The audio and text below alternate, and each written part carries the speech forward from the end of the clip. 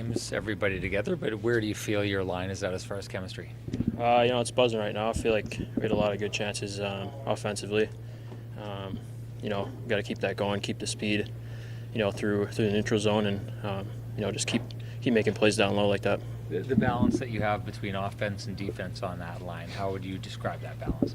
I think it's a good balance for sure. I mean, obviously, Monty's got he's good on good face-offs and good defensively. So, for me and Fly, just to, get pucks out and use our speed to, push, when the D get it, to push it up. We got to keep doing that and keep getting it out. Plenty of chances before you got your goal. I mean, how rewarding is it to get the tenacity goal after being robbed earlier in the game? Yeah, for sure. That was a nice save, but I just felt like I had to put one in eventually. Eventually it'll go in. So I was just trying to get to the net, and Fly made a great shot there, and good thing it went wide, and I was just able to put it back there. But I was just trying to get to the net, and sometimes it'll just go in anyway. Some of the things that you do to keep confident when you go through a stretch like that. Obviously, there are other parts of the game, but such a good start offensively. Yeah, you go through slumps. I mean, it sucks. You never want to do that, but at the same time, you got to, do anything to help the team out. You got to play good defensively, blocking shots, whatever it is. I just try to focus on that. If you're not scoring, just focusing on, the small things, I guess. What is the emotion like when you see it go through and the red light go on? It feels awesome.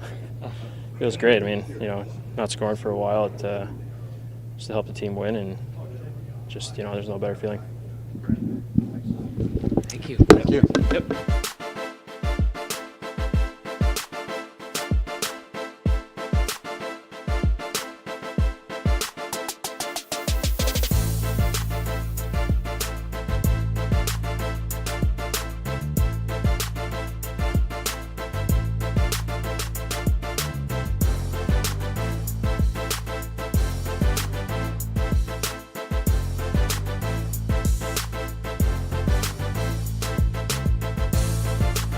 You guys get back to in the third period, maybe that you weren't doing in the second? Yeah, I thought we just got in their O zone. We were turning pucks over through the neutral zone, and we know the recipe for us when we're playing well. We're first two periods were a little bit, I think, too high event hockey there, end to end and back and forth, and we know how good of a team they are off the rush and how much skill they have. So I think once we started to respect that, use our size, grind it out down there, we saw the success we can have. How does it feel getting a career high in goals, not even 3/4 of the way through the season right now?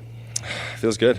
I might have jinxed myself after I missed that wide open empty net a couple games ago. But I think it's just been a lot of fun to have the success we're having this year as a group. I think everyone is reaping the benefits of how well we're doing as a team. That confidence leads you to call your own number on that face-off before your goal? Yeah, I don't know. Usually I'm just trying to get the puck to all four of those guys that are a little more skilled than I am. But on that play, Scheif went right back to me. I didn't have to move, and just put my head down and fired it. Laurent Brossoit having just an incredible season, another win, a lot of saves. What have you seen from him? I think it's been, doesn't matter who's in net for us, we're so confident in both those guys. I think coming in this year, we know the workload that Helly can have and is comfortable having, but I think even on a divisional matchup night like this, still with days before the next game, to be able to have the confidence to put him in there, and for us as a group just to go out and get a big win like that, it just pays dividends. He's obviously a Stanley Cup winner. It's his second time around in Winnipeg, so all the guys are familiar with him, and it's just been a great addition. Brendan, how would you describe this team's ability as of late to you talked about not liking the first two periods, changing up in the third. How would you describe this team's ability as of late to kind of feel its way through games and basically do the things you need to do to come out of those games? Well, that's just it. We're not really happy with how we played the last few, but we're getting wins. So I think that's a credit to us. Is through 40 minutes to come in here, regroup after the second, and say, hey guys, that's not us. We're winning the game, but we've got to lock it down here. I think our third period is by far our best period, and we're able to really just buckle down. And we know if we want to get to the ultimate goal, which we talk about in here, we've had since training camp as our goal, you're going to have to play, some of the skilled teams. You're going to have to play some of the big physical, veteran, grindy teams. And, I thought we've done a good job of that. But it's got to be a good lesson for us. I think last year we learned, we were losing these games last year in the second half. We were finding a way to lose or, letting that one goal go in or that really bad turnover at a certain time. So I think it's just, credit to all the guys in this room here. All 4 lines, all 60, we're understanding the situation. And like you said, when we're not playing at our best, still finding a way. So when you're not playing your best over an 82-game season, you can expect that. I'm interested in your take on the ability to kind of find maybe rest and not having your best game throughout the season, how hard it is to pull off like 82 straight games and being at the top of your game. Yeah, I mean, Bones and the whole coaching staff done a great job of, like the days off and kind of feeling when we need those kinds of days as opposed to a hard practice day where we need to work on our systems. And, that's kind of when the video takes over. Like, I think looking at March, we got something like 16 games in 30 days or something crazy. So, I think for us, like, we all know individually when we're at our best, and not to say that we're all playing horribly. I think it's just little times of the game, where we're maybe turning a puck over, or it's a penalty that kind of gives the other team some momentum. Where I think we're just really gaining some valuable experience here that we know, and we know how good of a team we are because we're able to pull off these wins too. Given how your team's played in these 4 games against central rivals, how do you like your overall vibe facing the top team in the division? I think we've all been waiting for this one against Dallas for some time now. Yeah, well, I mean, they've come into our building here and won 2 games against us, and they're one of those teams I talked about. They're the veteran, really structured. They're well coached, and they're not going to be those 8-7 games. They're going to be these tight playoff type games, and I think whether you're playing Arizona or St. Louis or whoever it's been lately, we've had no easy games. We go in Chicago, it's a 2-1 game. Arizona here comes in, plays really hard against us. So we've been playing a style that we know isn't going to be successful all the time, but it's just been for periods. It's not like we've been horrible for 50 minutes and found a way. It's just spurts of the game that we know we can clean up, and I think overall these divisional games are St. Louis, they're in a playoff chase. They're hungry, they're desperate, and I thought we handled it well enough tonight. What's it like seeing a guy like Alex be going good today? Oh, well, Donnie does so many good things for us. Just a Swiss Army knife. I mean, I think that the biggest credit that you can give and compliment is whether he's on the first line or fourth line, he's impacting the game, positively. And I know for forwards, everyone loves playing with him. He's a guy that you're just hoping he was going to get one to go, and he had that great turnover he caused in the second period. I think that point blank chance from the slot, and I think the entire bench got up for that one. And then when he's able to get a big goal for us there at a great time of the game, just super happy for him. Thanks, Brian.